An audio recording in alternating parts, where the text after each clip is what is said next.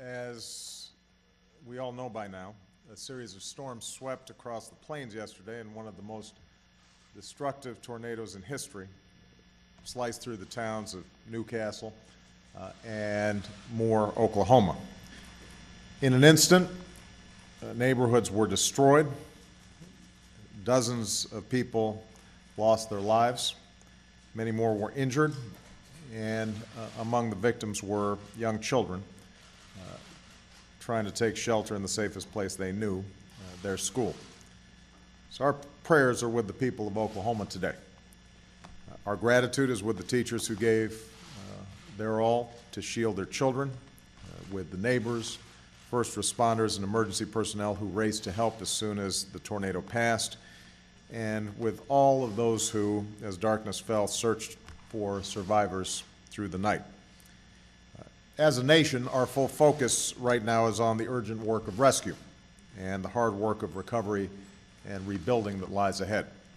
Yesterday, I spoke with Governor Fallin to make it clear to Oklahomans that they would have all the resources that they need at their disposal. Last night, I issued a disaster declaration to expedite those resources, to support the governor's team in the immediate response, and to offer direct assistance to folks who have suffered loss. I also just spoke with Mayor Lewis of Moore, Oklahoma, to ensure that he's getting everything that he needs. I've met with Secretary of Napolitano this morning and my Homeland Security and Counterterrorism Advisor, Lisa Monaco, to underscore that point, that Oklahoma needs to get everything that it needs right away.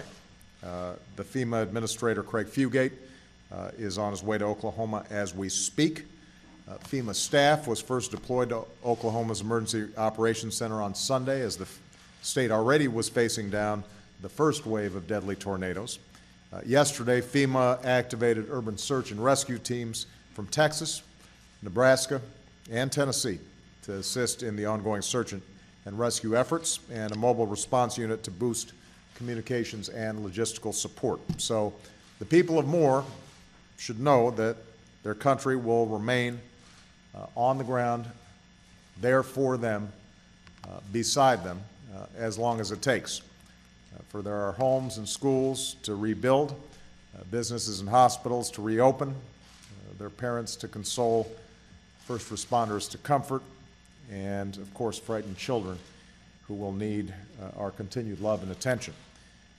There are empty spaces where there used to be living rooms and bedrooms and classrooms, and in time we're going to need to refill those spaces with love and laughter and community.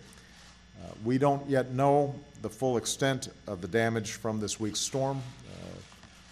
We don't know both the human and economic losses that may have occurred. We know that severe rumbling of weather, bad weather, through much of the country still continues, and we're also preparing for a hurricane season that begins next week.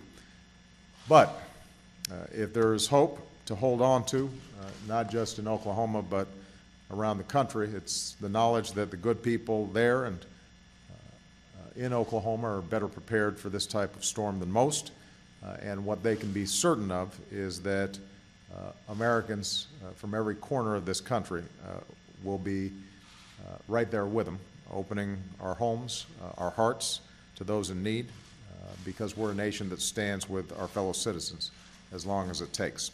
We've seen that spirit in Joplin and Tuscaloosa.